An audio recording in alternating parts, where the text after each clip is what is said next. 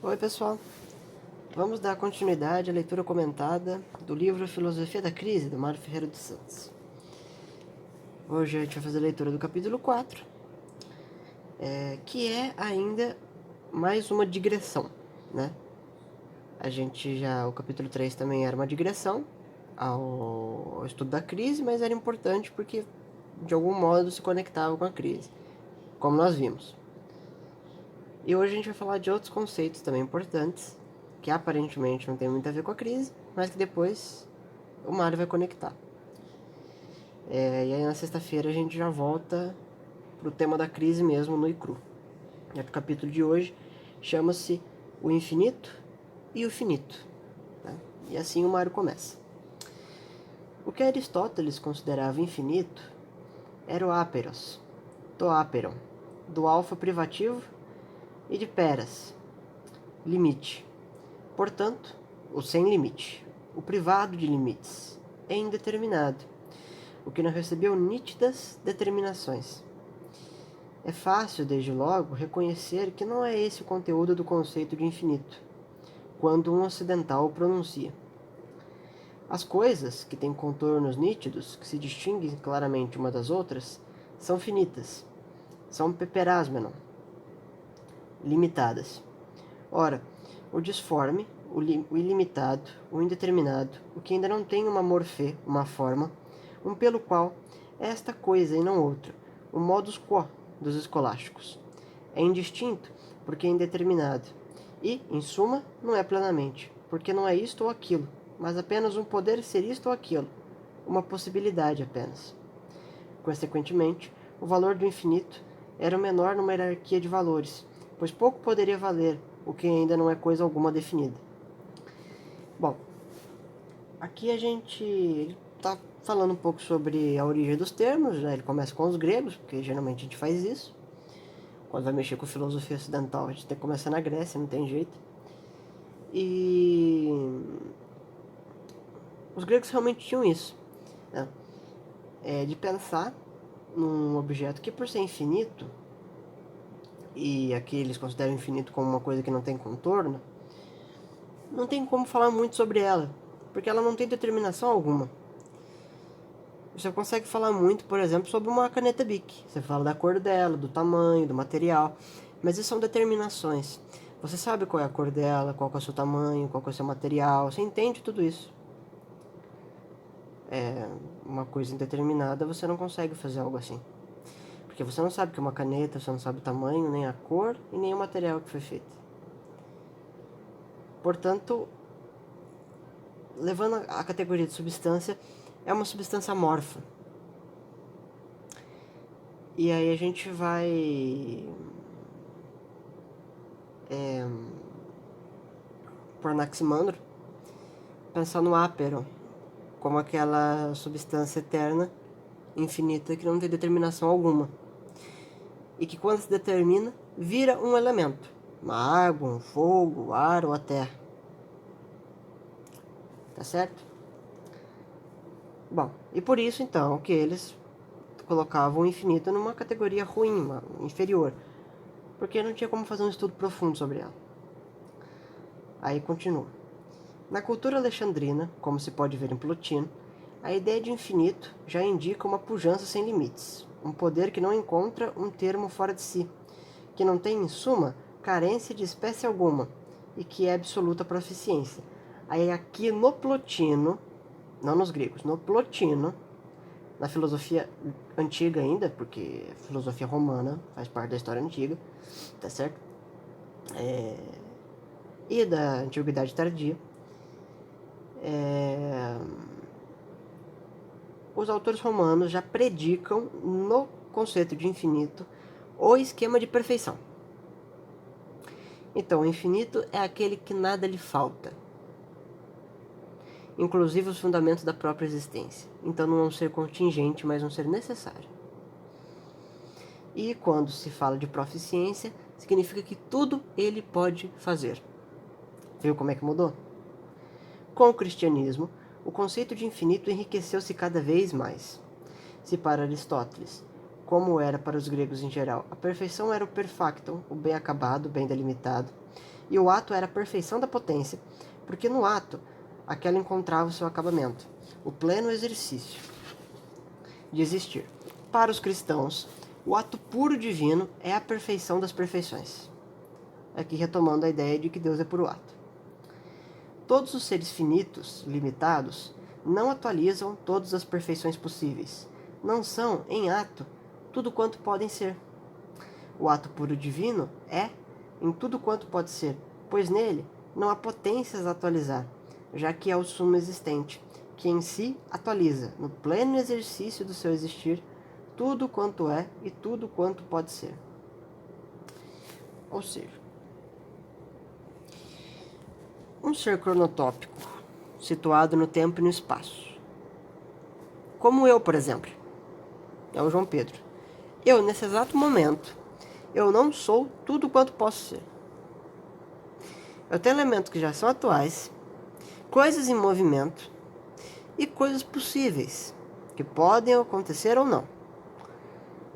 Eu posso ser um professor de história, ainda não sou. Eu posso ser um dentista, eu não sou um dentista. Se essas coisas acontecerem, isso não viola a minha existência. Mas é inadmissível, como é possível que um ser humano consiga ser um professor? É tremendamente possível. Na verdade, só os seres humanos são professores, mas... Então há elementos em mim que ainda não estão atuais.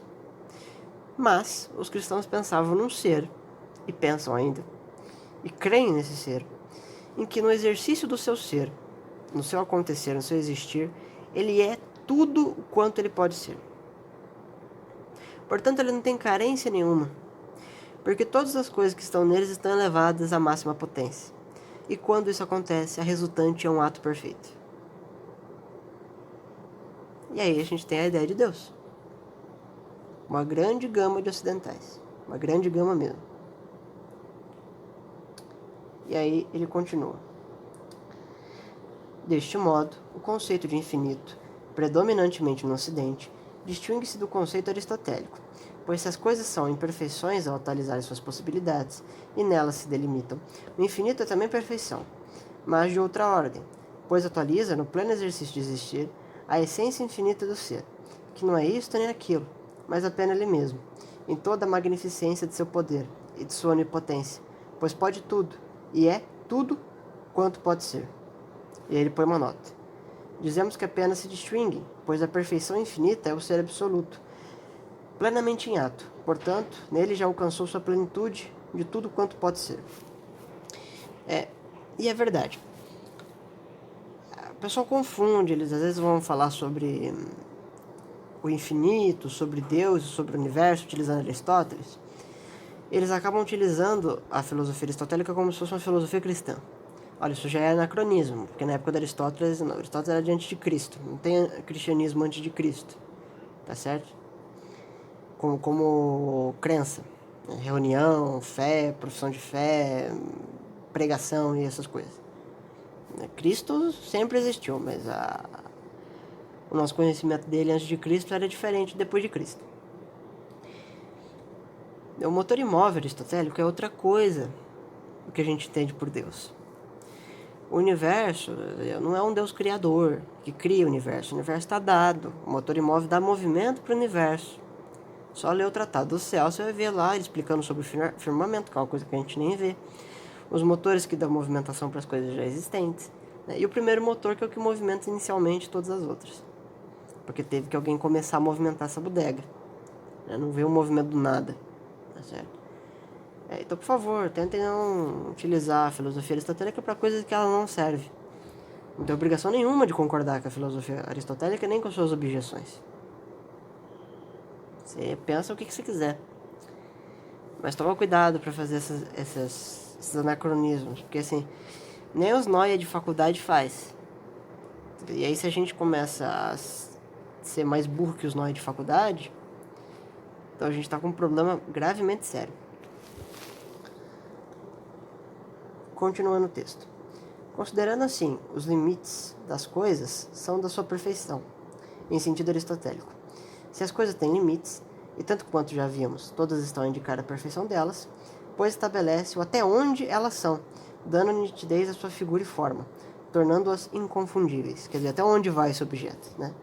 Lembra do limite? Pois é. Neste caso, ainda a perfeição do finito é crises, pois aquela separa, distingue, não permitindo que seja confundida. Ou seja, você não só cria uma crise entre ato e potência, porque tem uma separação entre elas, como os objetos que têm limites e contornos, eles são discerníveis. Você não confunde a mesa com a cadeira. E isso já é crise. No ser infinito não há crise, porque nele não há limites, pois estes são fronteiras que separam os seres, e aquele, fonte e sustentáculo de todos os outros. Não tem fronteiras, mas apenas perfil. Uma linguagem tão poética e tão clara de Parmênides, porque não há outro que a ele se oponha. O conceito de finito e o de infinito exigem, no entanto, que aprofundemos as nossas críticas e que, pela análise, distingamos tanto quanto nos seja possível aos seus conteúdos. Todos os seres da nossa experiência sensível são transeuntes, pois transitam no pleno exercício de suas processões ativas e passivas, e são eles gerados e corrompidos, nascem e perecem, o que se nos afigura sem fim. Bom, o Aristóteles já tem um livro sobre isso, né? Da geração e da corrupção, justamente para falar da geração de substâncias e da corrupção das substâncias já existentes, e geração de substâncias novas. Novamente, tudo que há no pleno exercício tempo-espacial tem um fim, e tem modificações, mas o ser infinito não. Por isso não tem abismos dentro dele. A gente pode pensar que há um abismo entre nós e ele, justamente por sermos muito inferiores a ele. Mas isso não é um problema dele, é um problema nosso. Porque a gente está munido dessas crises. E na crise temos dificuldade de encostar nessa perfeição divina. Mas Deus não tem dificuldade de encostar na perfeição divina, porque Ele é a própria perfeição divina. Entende? E aí vem. Não compreendemos um sem os outros, de onde são gerados, e todos eles dão testemunho do ser, que a tudo antecede, e não pode ter vindo do nada, pois lhe predicaríamos uma eficacidade de poder eficientizar os entes finitos, o que seria considerá-lo alguma coisa, portanto, um ser. Está dizendo que o nada é impossível.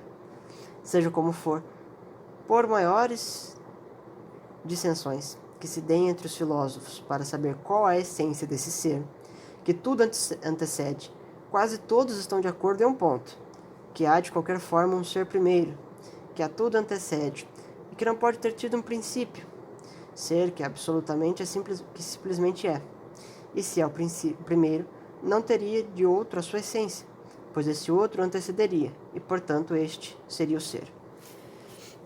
Aqui ele dá informação importante. A maioria dos autores que mexem com ontologia concordam que há um ser necessário e primordial. Ah, mas qual que é, João? É algum que a gente conhece? É um que a gente não entende muito bem? São múltiplas as proposições e as teorias em cima disso.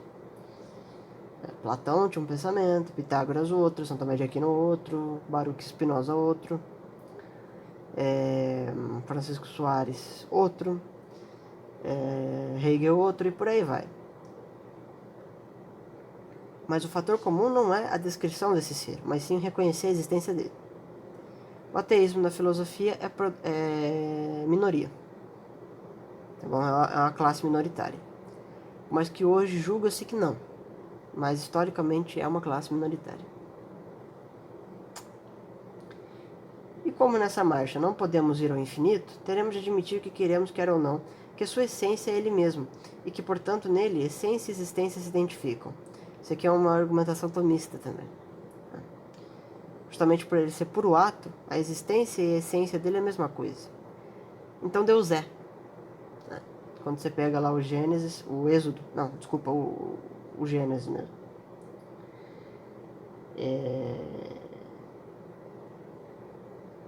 Deus se coloca como uma perfeição. Né? Como aquele que pode tudo, como o Senhor do alto e assim por diante.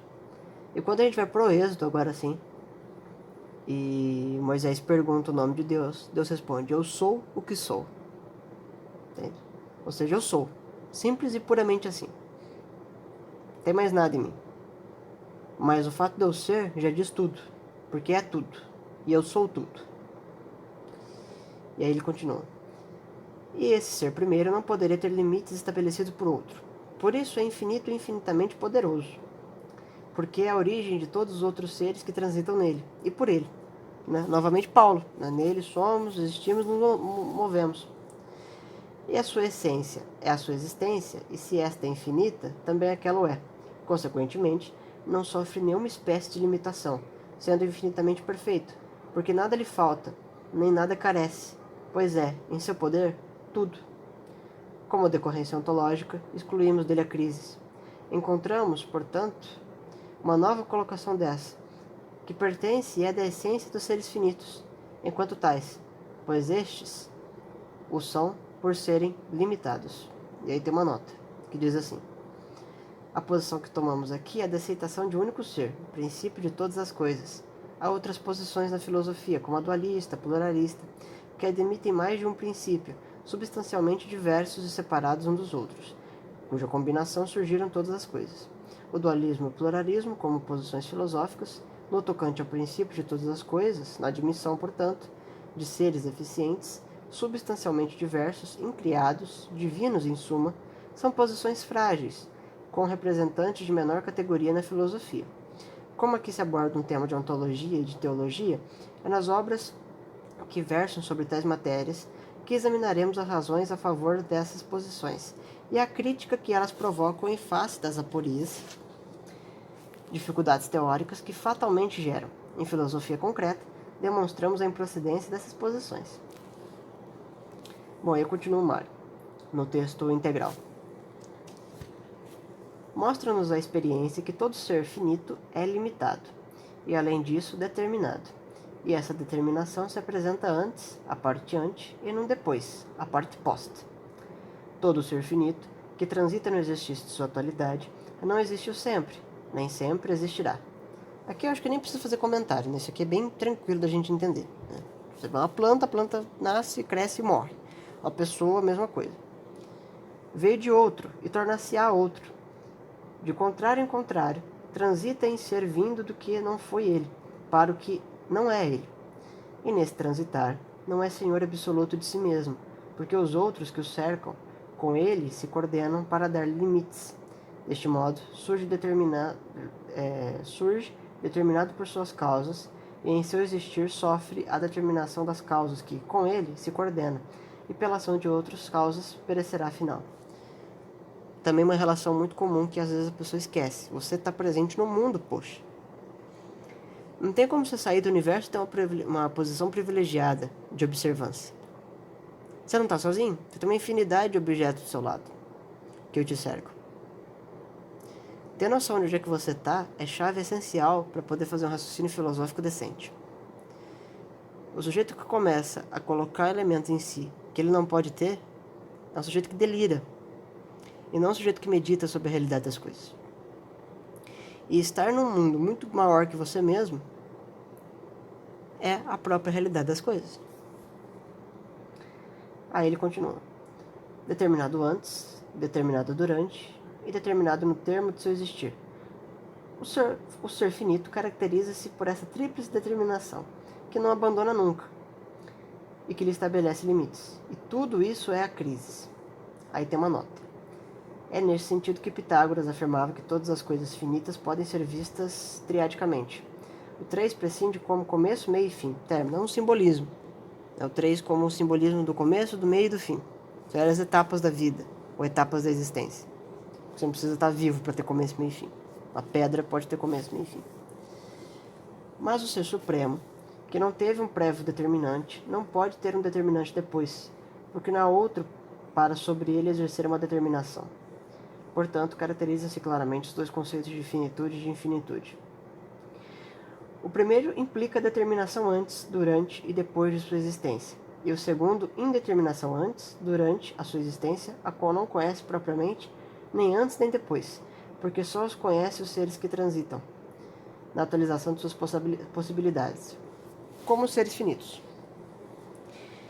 Ele plenamente, em ato, não tem sucessão, nem transitividade, e portanto não é tempo. E o contrário do tempo, ou melhor, o que não é tempo, é eternidade. É ele, assim, eterno. Ao examinarmos os seres finitos, e o seu transitar pela existência, vemos que todos eles tendem para algo. E esse tender revela uma ordem, pois cada ser tende para realizar aquilo que já está contido em sua forma. A pereira tende a dar peras, e não maçãs ou pedras. E assim todas as coisas tendem a realizar o que já está contido em sua forma, ou a perecer, gerando-se novas formas, como os rochedos, batidos pela água. Vão corromper-se, decompor-se, transformar-se em areia. Todas as coisas têm um fim, um tender para, que se revela no transitar. Finalidade, que está contido na sua forma, intrínseca ao ente. Ou seja, o sujeito não realiza nada que já não esteja contido na sua forma. Se ele realiza é porque ele tem possibilidade de realizar. Ele não realiza aquilo que é impossível a ele. O Aristóteles escreveu uma infinidade de textos sobre isso, Platão também, o Aquino também. Eles têm uma gama enorme de escritos falando essa mesmíssima coisa. Mas verificam ainda os filósofos que há outras finalidades. E entre essas é aqui uma verdadeira lei, a qual chamamos lei do bem.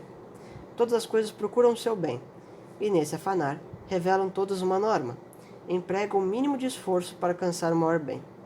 E que maior bem existe que o Ser Supremo catalisa a onipotência? Todas as coisas tendem a imitá-lo, pois todas desejam alcançar a maior soma de perfeições. Há, assim, um fim último, ponto e fundamento de tantas religiões, alcançar o bem supremo, no qual todo bem possível já é ato. É até bonito ele falar isso.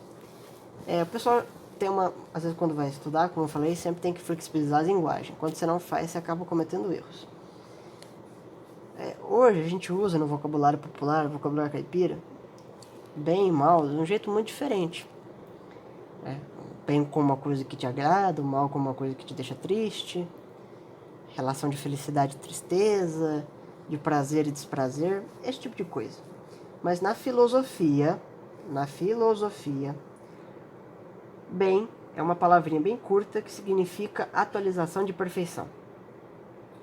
Ou seja, quanto mais perfeito você fica, quanto mais você realiza, quanto melhor a sua forma se desenvolve na matéria,